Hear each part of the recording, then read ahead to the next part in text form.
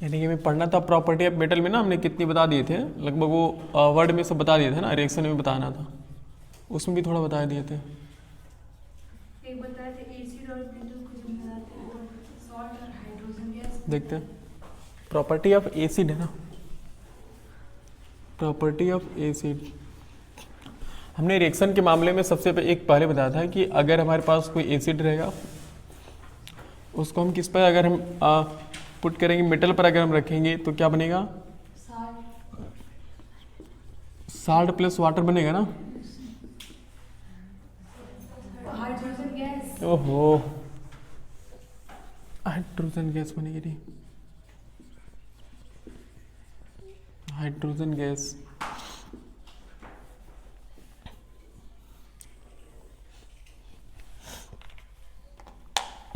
इसका मतलब यह है कि अगर हमारे पास एक कोई मेटल है, जैसे मान लो कि ये है मेटल रॉड, मेटल रॉड मतलब किस चीज़ के ले लेते हैं, जिंक।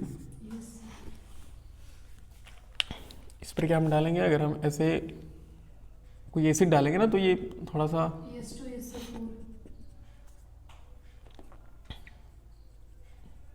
ऐसे नहीं खुरदुरा, देखिए कि खुरदुरा हो जाना, कहते हैं कि फफद जाना जिसे नहीं बोलते हैं गाँव की भाषा में, उस टाइप का हो जाता है। मतलब ऐसे इतना दूर जल जाता है, जलने का मतलब कि जल जाता है तो क्या बनाता है, साल्ट बना लेता है, और हाइड्रोजन गैस क्या होती है, बाहर निकलती है। मान लो कि हमारे पास कोई एसिड है और इस एसिड के हम अगर एसिड हम इसमें मिला रहे हैं और क्या मिला रहे हैं, जिंक मिला रहे हैं, तो यहाँ क्या क्या फॉर्म होगा, यहाँ क्या क्या फॉर्म होगा, salt plus hydrogen gas. Hydrogen gas तो भी दिखाई देने वाली नहीं है, वो तो ऊपर उड़ जाएगी ना। एग्जाम्पल देखते हैं,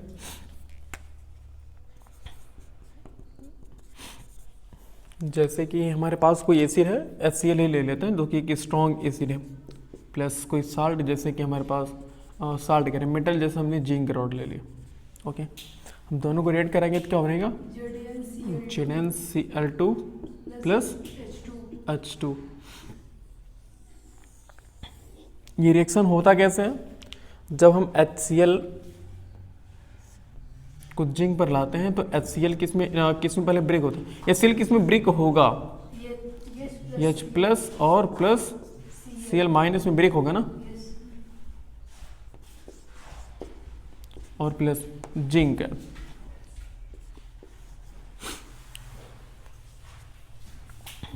और Zn के पास क्या होता है, जिंक के पास दो क्या होता है, दो पॉजिटिव चार्ज होते हैं, तो ये दो पॉजिटिव चार्ज किससे अटैच होगा, ये क्लोरीन के साथ।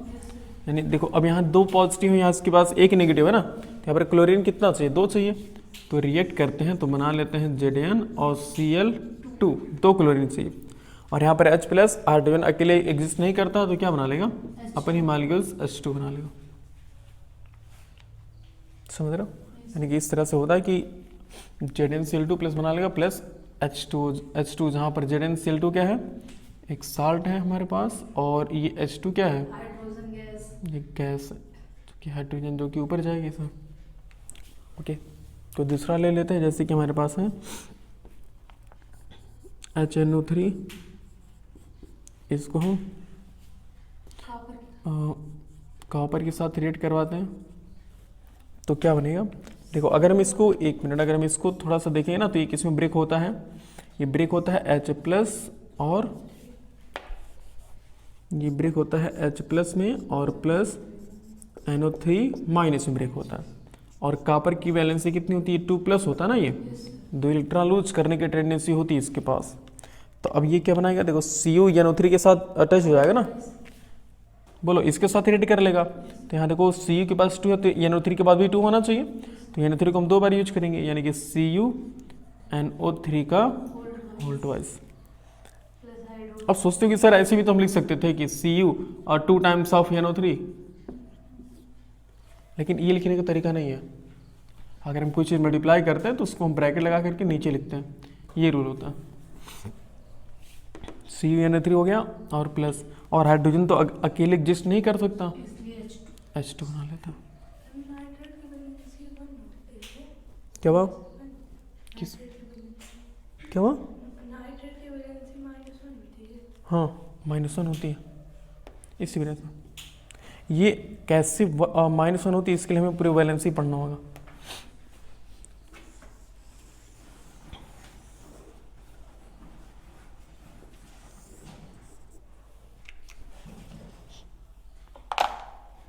सर 9th में पढ़े थे, अभी और भी ज़्यादा पढ़ना पड़ेगा क्या? वैलेंसी? अभी हमने कुछ नहीं पढ़ा एक्चुअली। देखो तो वैलेंसी हमने तो एक बस ऐसे कहा ना, समझ लो कि एक नारियल है, नारियल का सिर्फ हमने पेड़ देखा है केमिस्ट्री में 9th-10th में। रियल केमिस्ट्री तो 11 से शुरू होती है। अभी सब जैसे हम ये सब पढ़ रहे हैं ना, ये सब कैसे ज्वाइंट होते हैं, क्यों ज्वाइंट होते हैं, क्यों किसी और से नहीं रिएक्शन करेंगे, सब चीज़ आती हैं। तो अभी तो एक हम थोड़ा सा इस तरह से इसका ट्रेलर समझ लो कि है। ये तो ऐसा कोई पार्ट नहीं, केमिस्ट्री का कोई ऐसा पार्ट नहीं है जो 9th या 10th में ख़त्म कर दिया जाए। अभी वो पार्ट शुरू होता है और मेन पार्ट आएगा 11th में लेकर के। कोई एक H2SO4 हमारे पास है, साल्ट है, और साल्ट कह रहे हैं एसिड है, स्ट्रॉन्ग एसिड है ना ये। अगर इसको हम रिएक्ट करवाते किससे,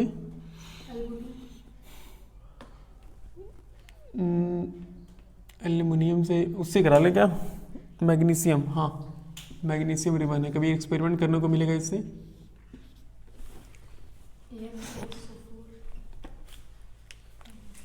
अब यहाँ से देखो ये जब ब्रेक होगा तो किसमें किसमें टूटेगा। देखो H2 है ना, तो 2 टाइम्स ऑफ H+ आयंस होगा, यानी कि कितने H+ आयन है, 2 H+ आयन है, और प्लस SO4 के पास कितने नेगेटिव चार्ज, 2 नेगेटिव चार्ज होते हैं। देखो इसी से इसकी फॉर्मेट से ही समझ सकते हो, यानी H2 मतलब 2 हाइड्रोजन जुड़ा है, और SO4 तो 2 हाइड्रोजन है तो 2 SO4 2 माइनस होगा ही।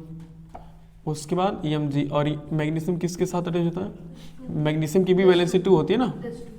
मैग्नीशियम कितना होता है, मैग्नीशियम का एटॉमिक नंबर कितना होता है, नहीं सोडियम के मैग्नीशियम 12 होता है ना शायद, नहीं उसका कितना होता है, मैग्नीशियम का कितना होता है एटॉमिक नंबर। हाँ भाई तो हम भी पहले कहे, कोई कंफर्म ही नहीं किया। 12 तो 2 8 2 10 और 10 2 12। तो देखो ये 2 इलेक्ट्रॉन क्या करता है, ये लूज कर लेता जब, यानी कि मैग्नीशियम -2 इलेक्ट्रॉन इक्वल टू क्या बन जाएगा Mg2+ बन जाएगा ना। 2 इलेक्ट्रॉन देगा तो Mg2+ बना लेगा। सर अगर लूज करेगा तो प्लस होगा, और जब हाँ हाँ हाँ बिल्कुल, गेन करेगा तो माइनस होगा। हमने सर उसमें बताया था ना, इसमें नहीं 10th में भी जल्दी मैंने बताया, इलेक्ट्रिसिटी में MgSO4 बना लेगा प्लस H2 बना लेगा। तो हम सब के सब देख रहे हैं कि लास्ट में क्या बना रहे हैं, लास्ट में सब के सब साल्ट ही तो बना रहे हैं ना। देखो ये भी साल्ट बना रहा है, और ये भी क्या बना रहा है, साल्ट बना रहा है। ये और ये सब जानते हो कैसे, अगर मान लो कि हमें लैब में देखना होगा तो हमने बताया था शायद, नहीं बताया था।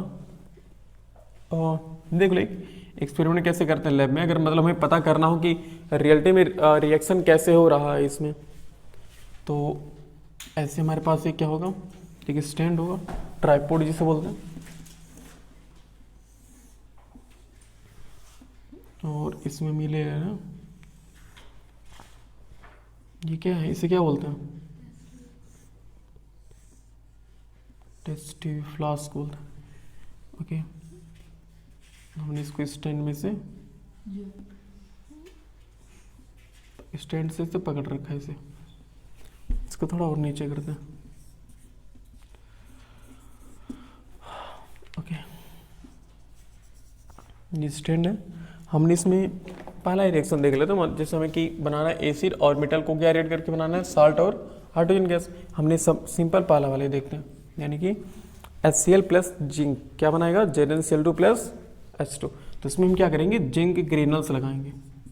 ग्रेनल्स मतलब छिलका जिसे बोलते हैं, मतलब बुरादा, जैसे लकड़ी का होता है वैसे। तो यह जिंक ग्रेनल्स।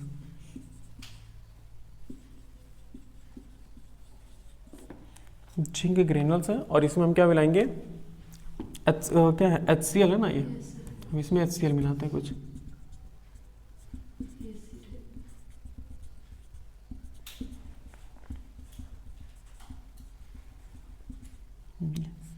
और वो भी डाइल्यूट के फॉर्म में होगा। डाइल्यूट HCl मिलाएंगे, ऐसा नहीं पूरा प्योर स्ट्रॉन्ग एसिड मिलाएंगे। तो मतलब उसे को ऐसा नहीं कि उससे मिलाओगे तो रिएक्ट नहीं करेगा, रिएक्ट करेगा और अच्छे से करेगा, लेकिन उससे थोड़ा रिस्क चांसेस ज़्यादा होते हैं। इसी वजह से हम एक्सपेरिमेंट में डाइल्यूट यूज कर रहे थे, तो ऐसा यूज करेंगे। अब इसमें एक रबर आता ना, जिससे देखोगे शायद लैब में कि ऐसे बंद किया रहता है रबर से।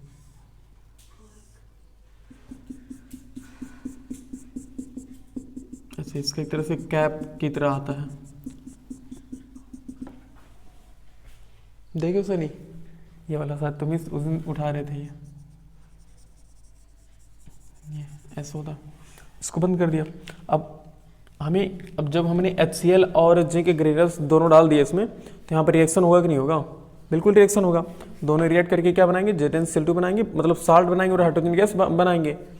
तो साल्ट तो इसके अंदर ही रह जाएगा, बाकी हाइड्रोजन गैस ऊपर निकलेगा ना, तो ये हाइड्रोजन गैस ऐसे ऊपर निकलेगा। यह है H2 गैस, हाइड्रोजन गैस। अब इसको एक्सपेरिमेंट करने के लिए, इसको फिल करने के लिए हम क्या करेंगे? इसमें से एक पाइप निकाल देंगे।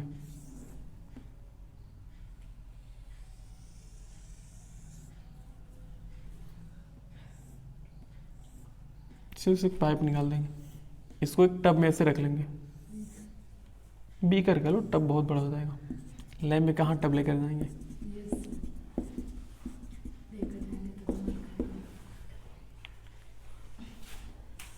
इसमें मुँह वाला पानी है, सोप वाला, सोप वाटर, समझ रहे हो ना? हाँ, साबुन से घुला हुआ पानी है इसमें। जब इसमें आएगा, ओके, तो मतलब हाइड्रोजन गैस सब कहाँ जाएगा? यहाँ से निकल करके कहाँ जाएगा? ऐसे पाइप के रास्ते निकल जाएगा ना, वहाँ पे उस बीकर में जाएगा। और हम जानते हैं कि हाइड्रोजन गैस क्या, हाइड्रोजन गैस एक फायरेबल गैस है ना, बहुत तेजी से जलता है। ओके, तो ये ऐसे ऐसे आएगा, आते आते यहाँ निकलेगा। तो यहाँ किसके फॉर्म में निकलेगा? ये बबल्स के फॉर्म में से निकलेगा ना, ये सिर्फ बबल्स के फॉर्म में निकलेगा, बबल्स के फॉर्म में निकलेगा। ओके, हम एक्सपेरिमेंट करने के लिए यहाँ एक कैंडल जला देंगे।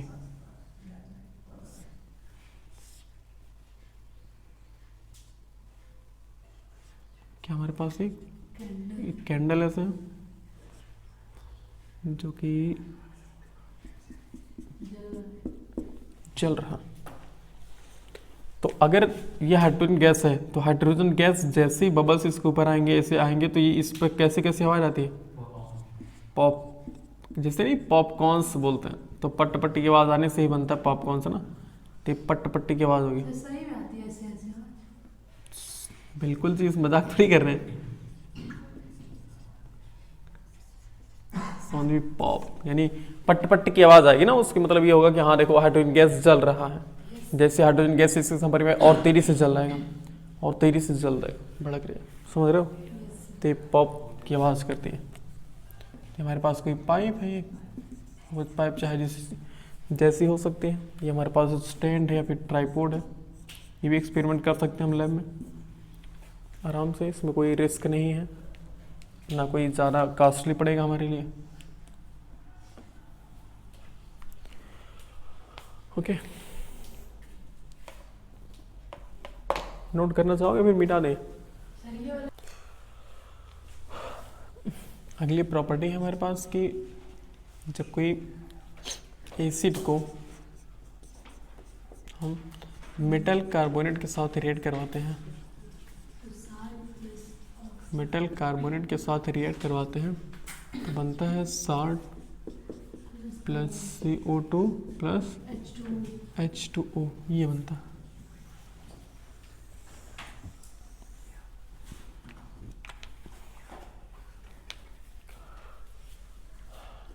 इसमें एग्जांपल देखते हैं।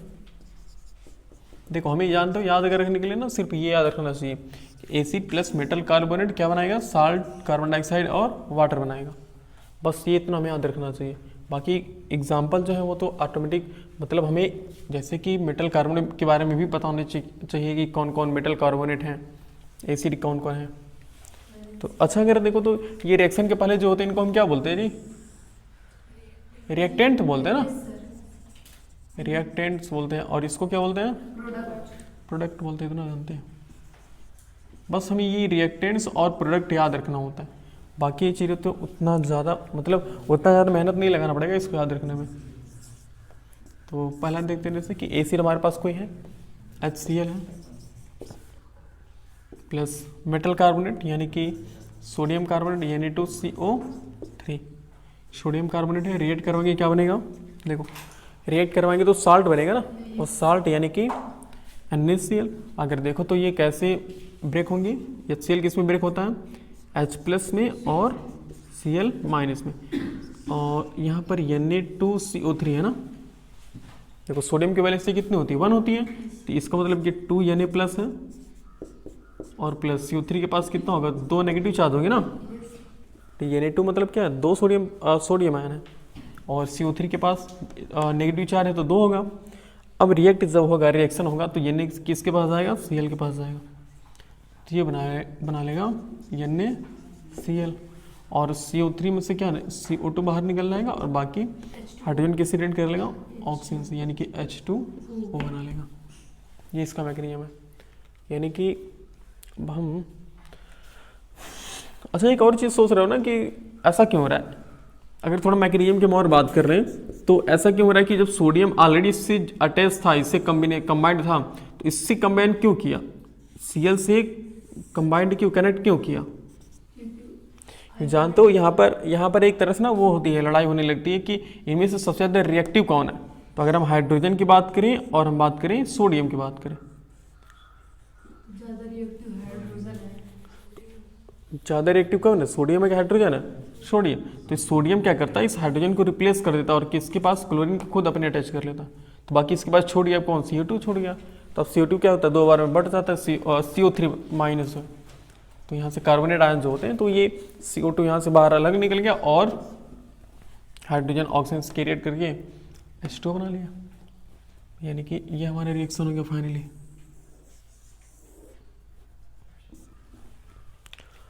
और कोई चीज़, जैसे हमारे पास एक और एग्जांपल है, नाइट्रिक एसिड। चलो HNO3 मेटल कार्बोनेट यही ले लेते हैं, मेटल कार्बोनेट Na2CO3 ही ले लेते हैं। क्या बनाएगा देख लो, तो ये बनाएगा, देखो ये जब ब्रेक होगा किसमें होगा? ये H+ में और प्लस NO3- में होगा। ओके, और ये सेम यही चीज़ होगा, 2 Na+ और प्लस CO3 2-। तो Na किसके साथ रिएक्ट कर लेगा? NO3 के साथ ना, तो NaNO3 प्लस CO2 बनाएगा, और प्लस क्या बना लेगा? H2O बना लेगा। ओके, और हमारे पास एक है, मान लो कि हमने HCl है, इसको हमने रेड करा दिया NaHCO3। अच्छा, बैलेंस नहीं लग रहा ना मुझे, मेरे ख्याल से कि डिसबैलेंस होगा। देखो हाइड्रोजन तो यहाँ पर हाइड्रोजन तो है ना, ये तो यहाँ 2 से मल्टीप्लाई करोगे, यहाँ 2 से और यहाँ 2 से, नहीं हो गया शायद। देखो 2 हाइड्रोजन, 2 हाइड्रोजन, क्लोरीन 2 है, सोडियम 2 है, सोडियम 2 CO2। हाँ देखो एक और चीज़ जानते हो, अगर तुम मान लो रिएक्शन लिख भी रहे हो, तो अगर बैलेंस नहीं कर रहे हो, जैसे कि मान लो ये लिखा गया बैलेंस नहीं किया गया, तो बैलेंस नहीं किया गया ना तो भी सही होगा, बस ये रिएक्शन का मैकेनिज्म सही होना चाहिए। लेकिन अगर बैलेंस कर दोगे तो और अच्छे से सही हो जाएगा वो। ये भी नहीं बैलेंस है। वहाँ 2 है ना, यहाँ तो ये 2 और ये 2 मेरे ख्याल से हो गया। जैसे यहाँ पर था सेम वैसे ही तो था यहाँ पे, मतलब दोनों सेम ही तरीके से है ना, बस HNO3 था और यहाँ पर HNO3 और यहाँ पर HCl है। तो ये अगर हम HCl को रिएक्ट करवाएंगे किससे? NaHCO3 से, तो क्या बनेगा ये?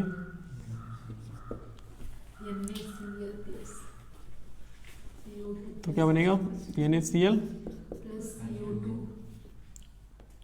प्लस CO2 प्लस H2O, ये बनेगा।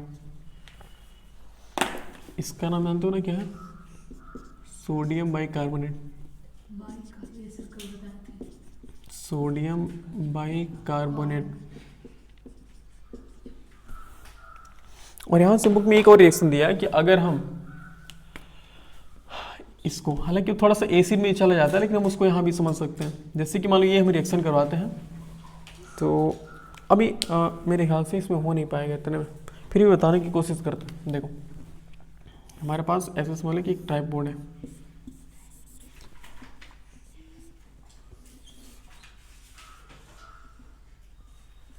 जिससे समझ लो कोई फ्लास्क है ऐसे,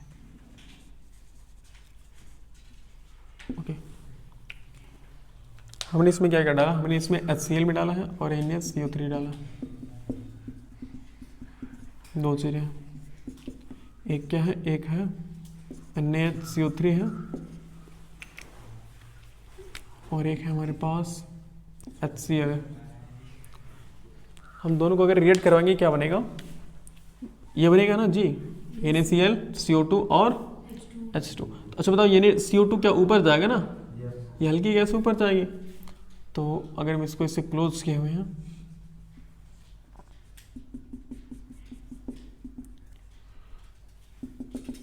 ये कॉर्क से हमने इसको क्लोज किया और इसमें हमने एक पाइप लगा दिया, उस पाइप को समझे कि हमने ऐसे घुमा के ला दिया।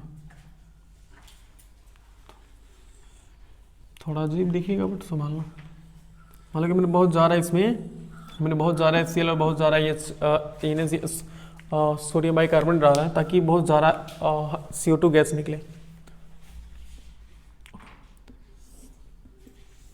एक अलग फ्लास्क है हमारे पास, हमने इस पाइप को यहाँ से यहाँ कनेक्ट कर दिया।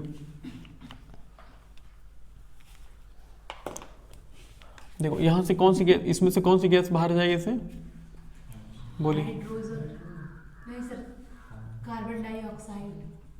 कौन सी गैस जाएगी इसमें से, बोलो। Carbon dioxide. CO2 गैस ही जाएगी ना भाई, यहाँ पर तो NaCl तो ऊपर जाएगा नहीं, H2 जाएगा नहीं, तो CO2 जाएगा। CO2 इस पाइप में है CO2 गैस, ओके। और हमने यहाँ पर एक ये तरह से बेस समझ लो,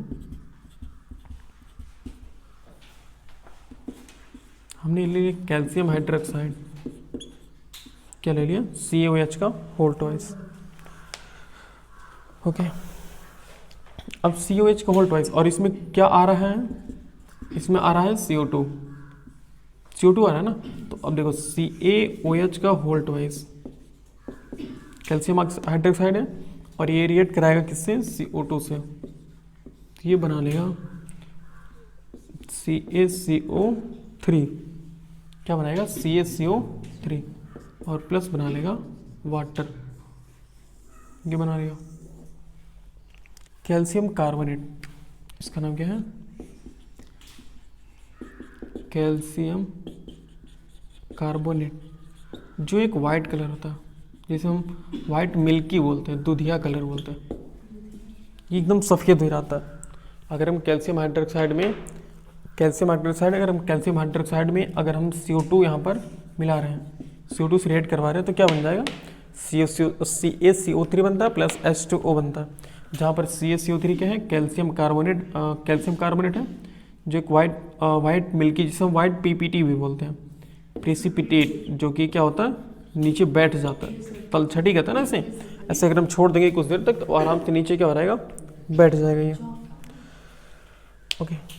और एक और चीज़, अगर हम बार बार इसमें क्या कर रहे हैं, अगर हम जैसे एक बार हमने CO2 मिला दिया तो ये तुरंत वाइट मिल्की बन गया, सफ़ेद दूधिया बन गया, कौन, कैल्शियम कार्बोनेट। अब अगर हम बार बार इसमें से CO2 अगर फ्लो करवाएंगे ना, जैसे कि हमने थोड़ी देर करवाया, 1-2 सेकंड तक करवाया, तो उसके बाद हाँ ये मिल के था, हमने छोड़ दिया, उसके बाद पाइप को निकाल दिया। लेकिन अगर तुम इसको पाइप को रखे रहोगे, अगर इसमें से ज़्यादा गैसें निकल रही हैं इसमें CO2 में, तो ये ज़्यादा CO2 से रिएक्ट करके ना फिर दूसरा चीज़ बना लेता, देखो तब ये कुछ और बना लेगा, यानी कि ऐसे बनाता, ये CaCO3 है प्लस H2 है। अगर हम इसमें और ज़्यादा, भाई ये इसमें क्या बन रहा है, कैल्शियम हाइड्रोक्साइड से रिएक्ट करके, कैल्शियम हाइड्रोक्साइड से कार्बन डाइऑक्साइड रिएक्ट करके कैल्शियम कार्बोनेट बना लिया, जो एक वाइट PPT है। अब इसमें तो क्या क्या बन गया, इसमें कैल्शियम कार्बोनेट बन गया और वाटर बन गया। अब इसमें फिर और अगर आप इसमें CO2 फ्लो करवा रहे हैं, तो ये कैल्शियम कार्बोनेट, हाइड्रोजन और वाटर और CO2, ये फिर तीनों रिएक्ट करके क्या बना लेंगे, ये बना लेंगे CaHCO3 का होल ट्वाइस, CaHCO3 का वोल्टेज बना लेंगे और प्लस H2 ऐसे रहेगा इसमें, ये होता है। और ये इसमें थोड़ा प्लस ए से कह लो जो भी बनेगा ये, तो ये है, इसको हम बोलते हैं कैल्शियम हाइड्रोजन कार्बोनेट, जो कि ट्रांसपेरेंट होता है, यानी कि सॉल्युबल इन वाटर होता है, सॉल्युबल इन वाटर होता है, यानी यहाँ प्लस H2 ही कर लेते हैं, ये बनता है सर। ये मतलब आप अगर हम कैल्शियम हाइड्रोक्साइड में कुछ देर तक CO2 फ्लो करवा रहे हैं तो कोई दिक्कत नहीं, आराम से वाइट PPT बन जाता। लेकिन जब इसमें हम ज़्यादा CO2 की क्वांटिटी को अगर हम ज़्यादा कर देंगे ना, तो फिर CaCO3 फिर अगेन CO2 सीरेट करा करके CaHCO3 बना लेता, CaHCO3 का वोल्टेज बना लेगा, जो कि क्या है, जो कि कैल्शियम हाइड्रोजन कार्बोनेट है, जो कि एक सॉल्युबल इन वाटर है, यानी कि कैसा दिखेगा, ये ट्रांसपेरेंट दिखेगा।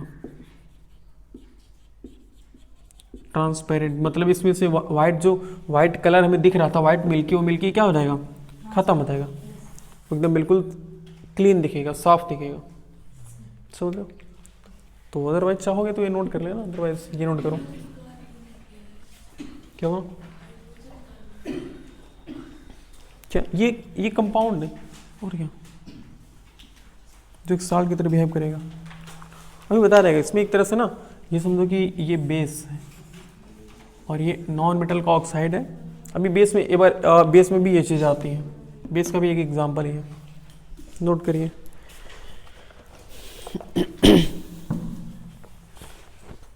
और एक है हमारे पास मेटल ऑक्साइड वाला ना, अभी एग्जांपल नहीं बताया था, बताए थे वाला शायद नहीं, तो एसिड प्लस मेटल ऑक्साइड मिलकर के क्या बनाते हैं, साल्ट प्लस वाटर।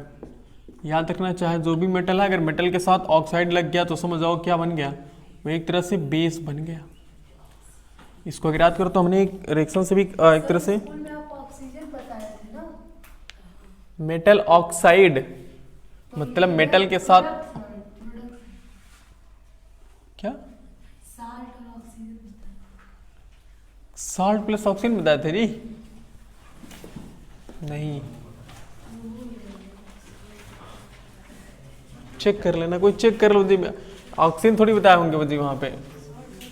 अच्छा, हमने एक रिएक्शन भी करवा था ना, जैसे कंपेयर भी करवा था कि acid plus base, salt plus water by first and second comparing both side, तो हमने मेटल ऑक्साइड को किसके इक्वल किया था, बेस के।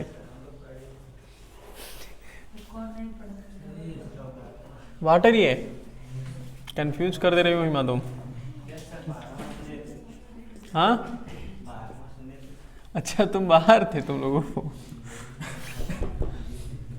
कल भी, अच्छा कल बाहर किए थे, कल नहीं बाहर किए थे,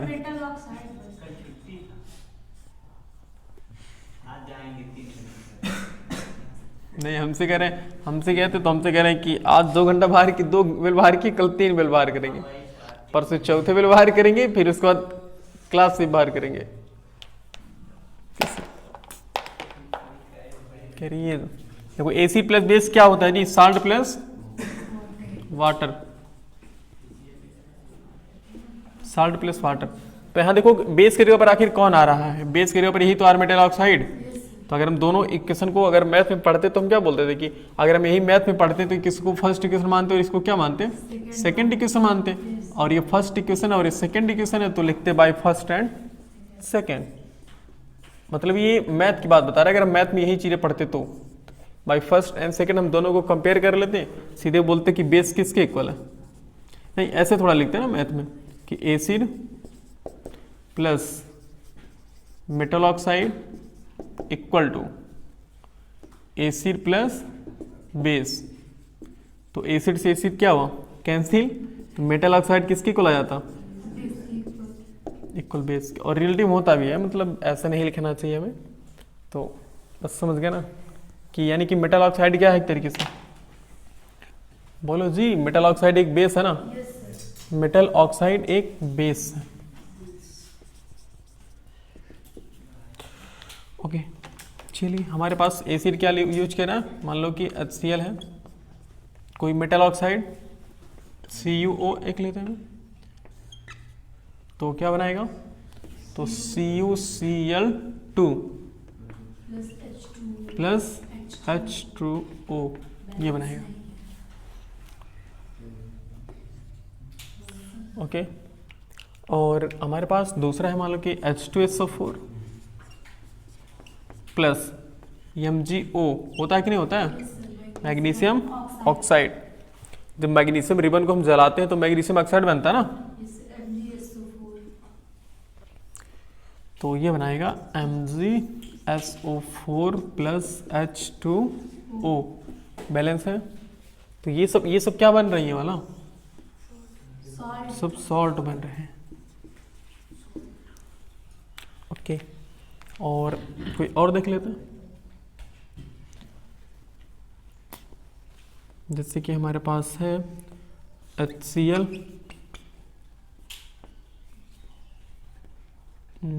और इसको हम ले लेते हैं, होता, लेकिन वो सबके लिए नहीं बनता है, जैसे कि सब इतने आसानी से रेट नहीं करता है। एक और ले लेते हैं H2SO4, और इसको हम रिएक्ट करवा लेते हैं किसी एक मेटल ऑक्साइड, जैसे कि हो गया वो FeO ले लेते हैं, तो FeSO4 हो जाएगा और प्लस क्या हो जाएगा H2। तो ये भी क्या है, एक तरीके से सॉल्ट है। ये होता है रिएक्शन। समझ रहे हो? तो याद रखोगे ना कि अगर हम किसी भी एसिड को मेटल ऑक्साइड के साथ रिएक्ट करवाएंगे क्या बनेगा, सॉल्ट प्लस वाटर। और देखो ये मेटल ऑक्साइड है, और अगर वहीं कहीं हम ऑक्साइड नहीं मिला करके सिर्फ एसिड को हम मेटल से रिएक्ट करवाएंगे तब क्या बनेगा, बोलो, तब साल्ट प्लस क्या बनता है, साल्ट प्लस H2 निकलता है ना, बस ये होता है, याद रखना। अगर हाइड्रोजन है तो मतलब ऑक्साइड है तो ऑक्सीजन जुड़ जाएगा, अब हाइड्रोजन में अगर ऑक्सीजन जुड़ गया तो क्या बन जाएगा, वाटर ही तो बनेगा, वो याद रखना। ये नोट कर लो। उसके बाद हम इसकी जो एसिड्स का यूज है वो यूजेस हम अभी बेस जब पढ़ा लेंगे ना, तो बेस और एसिड दोनों का एक ही साथ यूज पढ़ा जाएगा, ये जल्दी नोट करो।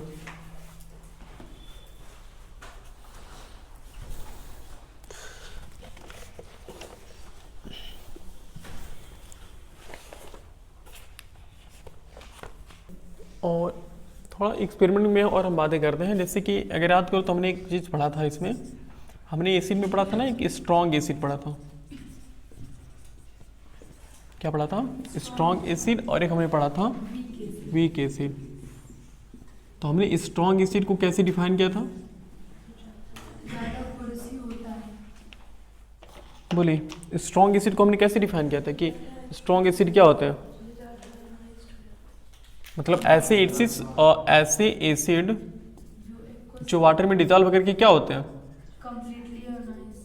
जो एक तरह से कह लो कि वाटर में कंप्लीटली डिजॉल्व हो जाता है ना, कंप्लीटली डिजॉल्व, यानी कि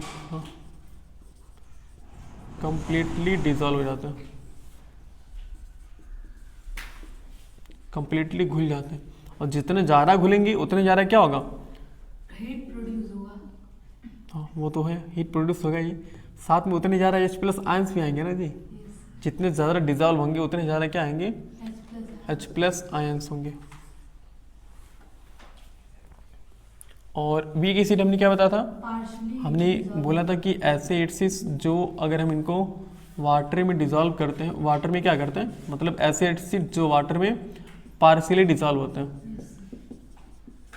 पार्शियली डिजॉल्व यानी कि उतना ज़्यादा डिजॉल्व नहीं होता ना, ये भी H+ आयन ही देते हैं, लेकिन क्या देते हैं, less H+ ion, less H+ ion, और ये मोर H+ आयन, मोर H+ आयन। इसको अगर हम एक एक्सपेरिमेंट के माध्यम से समझना चाहें तो ऐसे समझ सकते हैं। देखो हमारे पास एक बैटरी,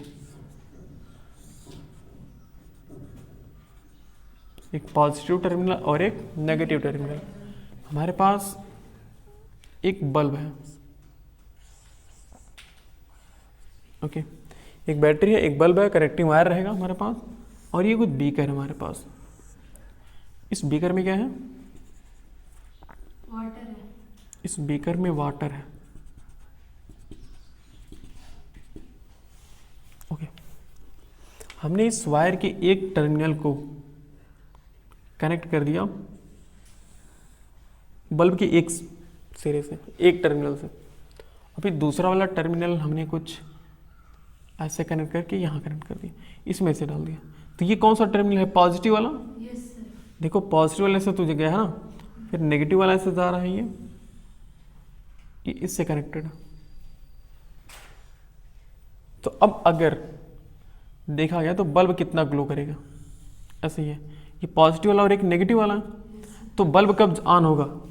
जब ये दोनों कनेक्ट हो जाएंगे ना। Yes sir, complete. तो अब ये क्या है? ये हमारे पास ये है HCl है, जो कि एक स्ट्रॉन्ग एसिड की कैटेगरी में आता है।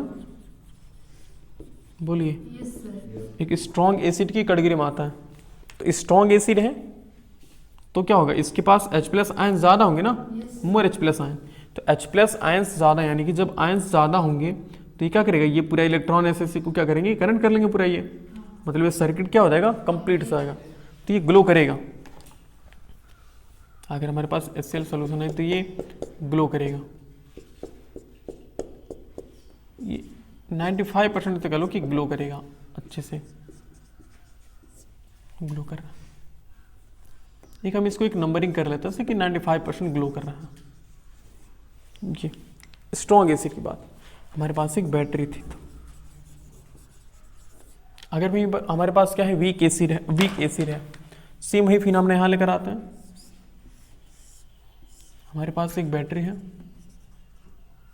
प्लस और माइनस टर्मिनल, एक बल्ब है हमारे पास।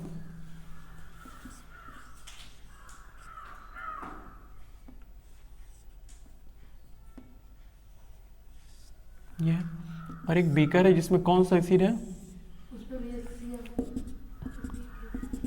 वीक एसिड को लगेगा। वीक एसिड हमारे पास है, जैसे कि एक एसिडिक एसिड हमने पढ़ा ना, yes sir. CH3COOH, acidic acid पढ़ा। एक वीक एसिड होता है, यह है वीक एसिड।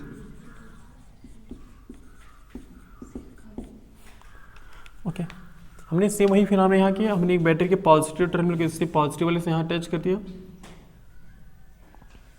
फिर हमने इसको क्या किया? एक ऐसे इसमें डाल दिया। तो टर्मिनल पॉजिटिव वाला है ना, ओके। और हमने नेगेटिव वाला सिर्फ ऐसे। अब अगर सर्किट कंप्लीट होगा तो बल्ब क्या करेगा? ग्लो करेगा, अदरवाइज नहीं करेगा। तो नेगेटिव वाला। तो ये वीक एसिड है, मतलब क्या? इसके पास रिच H+ आयन है ना, हाइड्रोजन आयंस है, लेकिन कम है, बहुत कम है। तो बहुत कम होने की वजह से ना ये ग्लो तो करेगा कन्फर्म है, लेकिन क्या करेगा? बिल्कुल डीम ग्लो करेगा। लगभग समझ लो कि 10%, 20% कह लेते हैं, 20% कह लेते हैं, 20% ग्लो, यानी कि बहुत डीम ग्लो करेगा। जितना 10 वाट वाला बल्ब होता है वो ग्रिड वाला। समझ रहे हो? यानी कि इसके पास, इसे प्रूफ हो जा रहा है ना कि इसके पास क्या है? इसके पास ये वीक एसिड है, मतलब इसके पास आयंस कम है, और इसके पास आयंस क्या है? ज़्यादा। तो ऐसे एक्सपेरिमेंट करके किया रहता है। ऐसा नहीं कि हमने किसी भी तरीके से कोई माइक्रोस्कोप लगा करके देख लिया कि इसमें कितने H+ आयंस है, इसमें कितने, मतलब इसमें और इसमें किसमें ज़्यादा H+ आयंस है, ऐसे नहीं देखा जाता। उसको एक एक्सपेरिमेंटली हमने देख लिया कि हाँ इसमें H+ आयंस कम है और इस पर H+ आयंस क्या है? ज़्यादा। तो ये है, नोट कर लो ये। और वीक एसिड और ये स्ट्रॉन्ग एसिड में हम कैसे फर्क समझेंगे।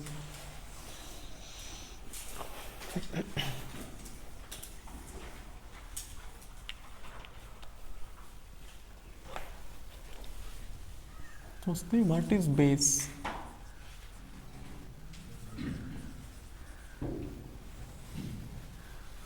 बेस क्या है?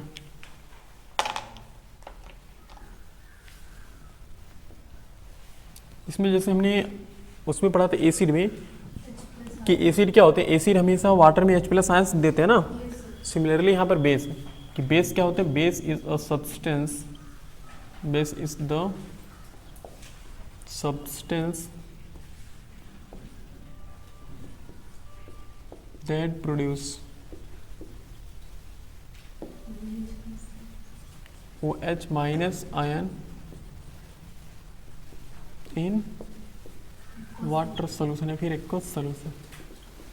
बस यही है कि बेस क्या होते हैं? बेस ऐसे सब्सटेंस होते हैं जो वाटर में घुल करके क्या देते हैं? वाटर में घुल करके OH आयन देते हैं, यानी कि हाइड्रोक्साइड आयन देते हैं। उसको हम क्या बोलते हैं, हाइड्रोक्साइड आयन, हाइड्रोक्साइड आयन देते हैं, यानी कि OH माइनस आयन देते हैं। और इनकी भी प्रॉपर्टी, जैसे कि उसमें हमने पढ़ा था एसिड में, कि एसिड में क्या करते हैं, इलेक्ट्रिसिटी कंडक्ट होती है ना, तो इसमें बेस से भी क्या होते हैं, बेस से भी इलेक्ट्रिसिटी कंडक्ट की जा सकती है, इलेक्ट्रिसिटी।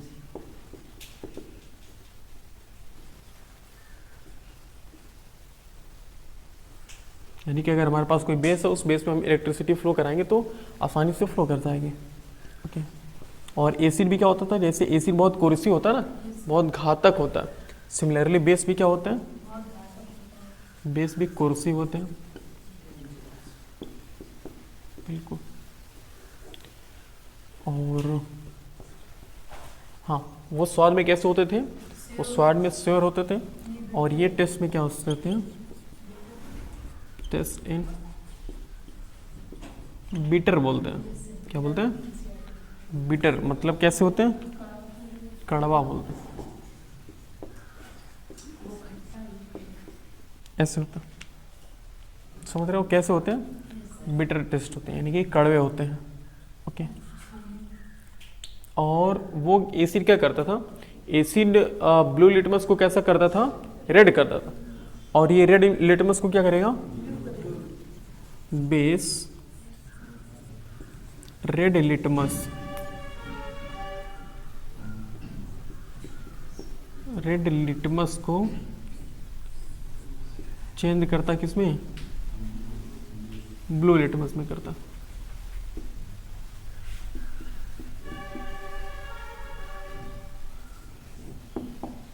यानी कि अगर हमारे पास कोई बेस है, उस मान लो कि हमारे पास एक बीकर है, इस बीकर में हमने क्या मिला दिया, इस बीकर में अगर बेस है,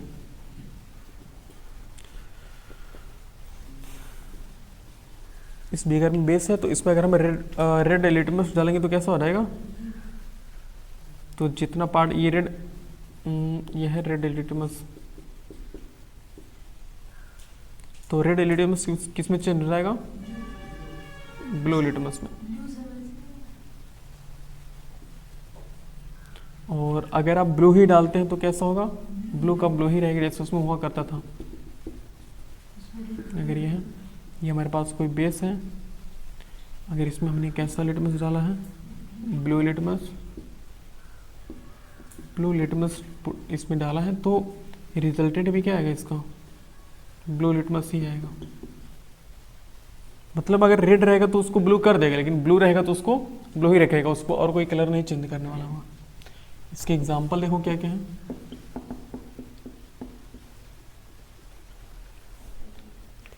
इसके एग्जाम्पल्स ऐसे हम कह सकते हैं कि all metal oxide, all metal oxide and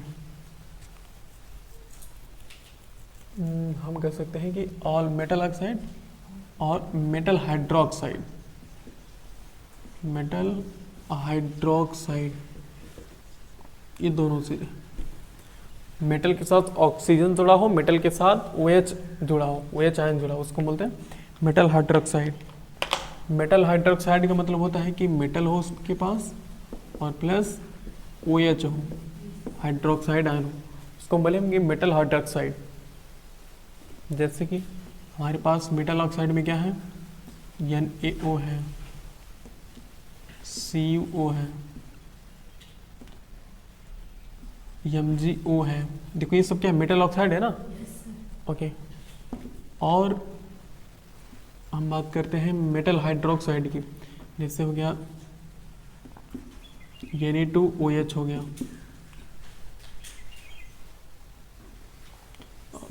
Na2 करें, NaOH होगा, KOH हो गया, CaOH का होल ट्वाइस हो गया। और ऐसे है ये मेटल प्लस हाइड्रोक्साइड। देखो ये मेटल ऑक्साइड है ना ये वाले, और ये कैसे हैं, मेटल हाइड्रोक्साइड। Mg हो गया, MgOH का होल ट्वाइस हो गया। NH4OH अमोनियम हाइड्रोक्साइड हो गया, मैग्नीशियम हाइड्रोक्साइड अमोनियम हाइड्रोक्साइड हो गया, कैल्शियम हाइड्रोक्साइड हो गया, ये सब चीज़ हो गई। ये सब के सब किसके एग्जाम्पल हैं? सबके सब बेस के एग्जाम्पल हैं। मतलब या तो वो मेटल ऑक्साइड हो या फिर क्या हो, मेटल हाइड्रोक्साइड हो। दोनों के दोनों किस में आएंगे? दोनों के दोनों ही बेस में आते हैं, समझ रहे हो? इसमें ये दोनों सबसे स्ट्रॉन्ग है, ये दोनों क्या है? सबसे स्ट्रॉन्ग बेस है। जैसे उसमें नहीं होता था स्ट्रॉन्ग एसिड और स्ट्रॉन्ग बेस, सिमिलरली इसमें भी है, ये स्ट्रॉन्ग बेस है। अब यहाँ से भी स्ट्रॉन्ग एसिड और स्ट्रॉन्ग बेस का क्या मतलब है समझते हैं। तो पहले इसको हटाते हैं, यहाँ लिखते हैं डायरेक्टली, देखो इतने पार्ट में लिखते हैं। स्ट्रॉन्ग एसिड, स्ट्रॉन्ग एसिड नहीं जी, स्ट्रॉन्ग बेस है ना। स्ट्रॉन्ग बेस, स्ट्रॉन्ग बेस क्या होते हैं? सिमिलरली जैसे स्ट्रॉन्ग एसिड होता था ना, सेम ऐसे इसमें भी है। स्ट्रॉन्ग बेस क्या होते हैं कि मतलब ऐसे बेस जो कम्प्लीटली क्या हो जाते हैं? आयोनाइज्ड हो जाते हैं, डिसॉल्व हो जाते हैं। जो कम्प्लीटली डिसॉल्व, आयोनाइज्ड एक ही चीज़ है, आयोनाइज्ड इन वाटर, ये हम कह रहे हैं। जो वाटर में क्या होता है? वाटर में बिल्कुल आयोनाइज्ड हो जाता है, कम्प्लीटली आयोनाइज्ड। और कम्प्लीटली आयोनाइज्ड यानी कि मोर आयोनाइजेशन मोर OH आयंस, मोर आयोनाइज्ड ऐसे हम कह सकते हैं कि मोर आयोनाइज्ड, ज़्यादा अगर आयोनाइज्ड होंगे तो मोर OH आयन, मोर OH माइनस आयन। ये अगर कोई भी स्ट्रॉन्ग बेस हम कब कहेंगे? जब वो मतलब ऐसा कोई बेस हो जो कम्प्लीटली क्या हो? कम्प्लीटली आयोनाइज्ड हो जाए, किसमें? वाटर में। मतलब जितना ज़्यादा आयोनाइज्ड होगा उतना ही ज़्यादा क्या होगा? OH आयंस रिलीज होगा, निकलेगा। ओके, इसकी एग्जांपल है क्या क्या? इसके मेन दो एग्जांपल है। एक हमारे पास है NaOH, सोडियम हाइड्रोक्साइड,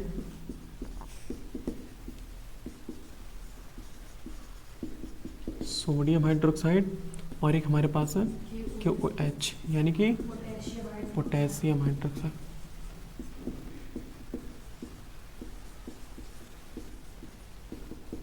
हाइड्रोक्साइड, इन दोनों को अगर हम वाटर में डिजॉल्व करेंगे तो ऐसे होते हैं।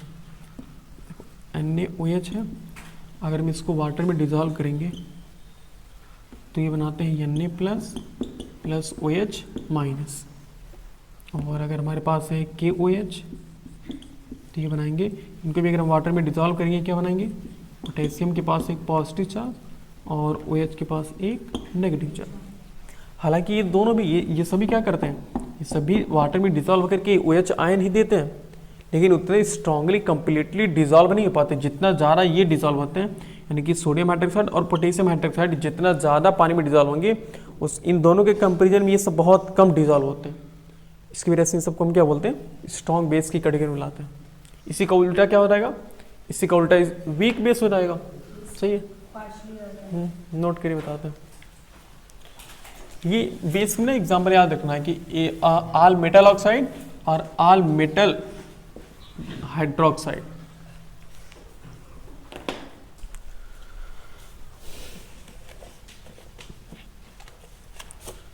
और ये भी नहीं कि जितना हम लिखे ना सिर्फ उतना ही नहीं है, उससे आगे भी है।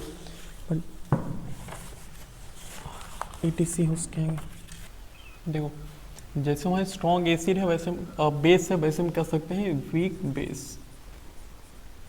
वीक बेस से उल्टा लिखेंगे, यानी कि ऐसे बेस जो वाटर में क्या होते हैं? वाटर में पार्शियली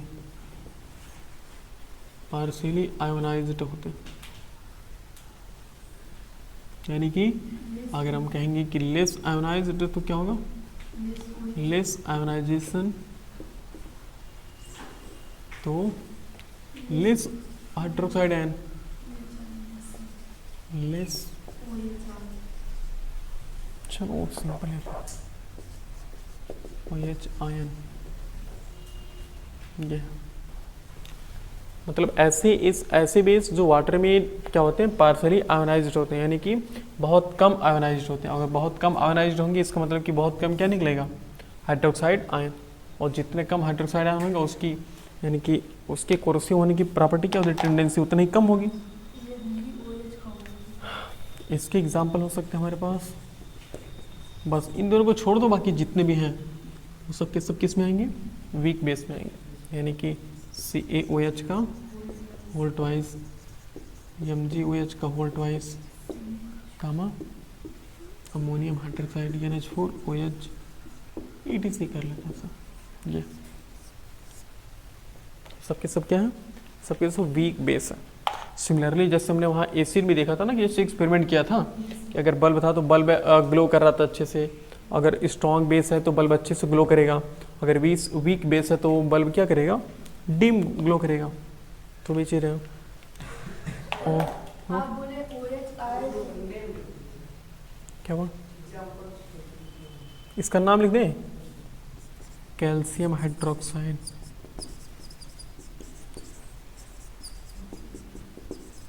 इसका नाम है मैग्नीशियम हाइड्रोक्साइड।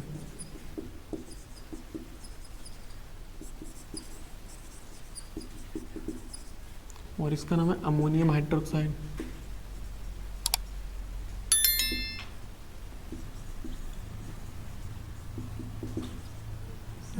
बोलिए। बोले OH आयन उसमें मतलब आयनाइज होता है, तो NO और CO और MgO में तो नहीं दिख रहा है क्या OH।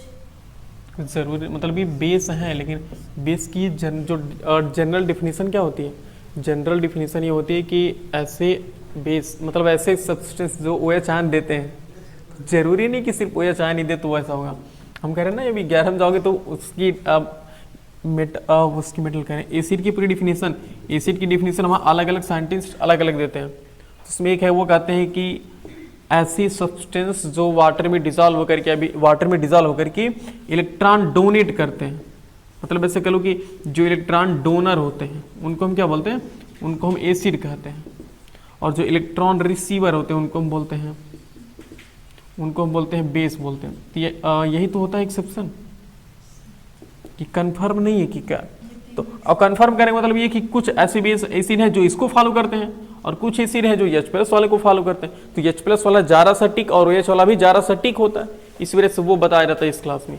हालांकि इसके आगे वाले क्लास में सिर्फ भी बता रहेगा इलेक्ट्रॉन डोनर जो होते हैं, इलेक्ट्रॉन रिसीवर होते हैं, फिर और अलग अलग प्रॉपर्टी के बेस पर हम एसिड बेस को अलग अलग तरीके से डिफाइन करेंगे। समझ रहे हैं? तो यहाँ इसको बस ऐसे पेंटिंग में रखिए, या फिर ऐसे सोचो कि उसको एक्सेप्शन में ऐसे रखे रहो, बाकी चीज़ें आगे फिर बताई जाएंगी कि कैसे ये है। समझ रहे हो कि इधर का इरेज करते हैं।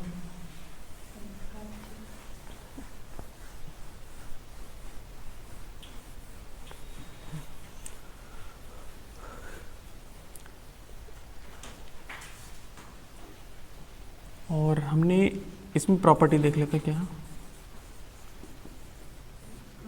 पहले प्रॉपर्टी से एक अच्छे से, अगर बेस को हम किससे रिएक्ट करवाते हैं, एसिड से, तो क्या बनाएगा, साल्ट प्लस वाटर। तो बिल्कुल याद होना चाहिए सबको, सबसे सिंपल है, सबसे इम्पॉर्टेंट भी है। अगर कोई भी बेस, अगर बेस को हम एसिड से रिएक्ट करवाते हैं तो क्या बनेगा, साल्ट बनेगा, साल्ट प्लस वाटर बनेगा। तो बेस यहाँ पर क्या ले सकते हैं, कोई एक NaOH लेते हैं सबसे अच्छा बेस, और HCl ले लेते हैं, तो क्या बनाएगा, NaCl प्लस H2O बनाता है, साल्ट प्लस वाटर के। और एग्जांपल जैसे कि हमारे पास है KOH प्लस H2SO4, तो ये बना लेगा K2SO4 और प्लस H2O। समझ पा रहे हो कैसे, ये क्या बनाएगा, ये ब्रेक होता है किसमें, K+ और OH माइनस में, K+ और OH माइनस में ब्रेक होगा, और ये किसमें ब्रेक होगा, 2H+ में, और प्लस SO4 2 माइनस में ब्रेक होगा, SO4 2 माइनस में ब्रेक होगा।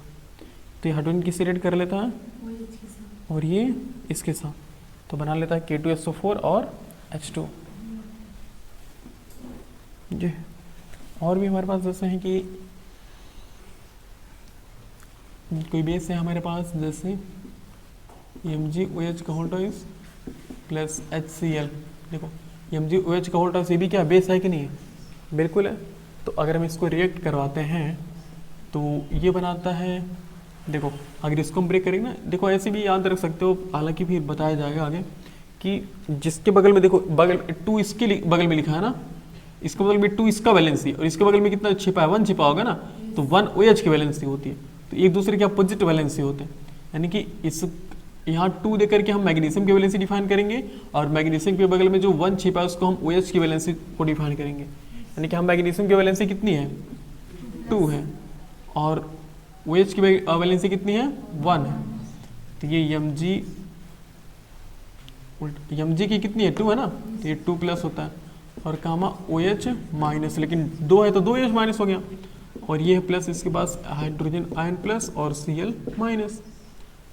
तो Mg Cl के साथ रिएक्ट करेगा, तो Mg 2 प्लस है और यहाँ पर 2 क्लोरीन होना चाहिए ना, तो क्या बना लेगा ये, बोलिए, MgCl2 और प्लस H2O, ये बना लेगा।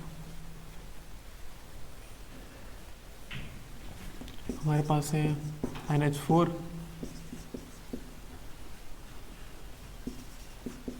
NH4OH का होल ट्वाइस है, इसका अमोनियम हाइड्रोक्साइड है ना ये, अगर हम इसको रिएक्ट करवाते हैं HCl से ही करवा लेते हैं, क्या बनेगा, देखो ये NH4, देखो फिर वही बैलेंसी चेक करो तो कैसे होगी, इसकी बैलेंसी 1 है, इसकी बैलेंसी 2 और इसकी बैलेंसी 1 है OH की बैलेंसी, तो NH4 2 प्लस होगा और 2 OH माइनस होगा, और ये प्लस H प्लस होगा और कॉमन Cl माइनस होगा। तो NH4 किसके साथ रिएक्ट करेगा, क्लोरीन के साथ, और ये इसके साथ रिएक्ट कर लेगा, यानी क्या बनाएंगे सब, यानी बनाएंगे NH4Cl2 और प्लस H2O, ये अमोनियम क्लोराइड प्लस वाटर, जाके अमोनियम क्लोराइड क्या, ये और ये सब कैसे हैं, सॉल्ट है ना, ये सब सॉल्ट है, बाकी इधर तो समझ रहे हो कि H2 और H2 बन रहा है वाटर। ऐसे जितने भी रिएक्शन होंगे सब बनते रहेंगे, ठीक है, नोट करिए।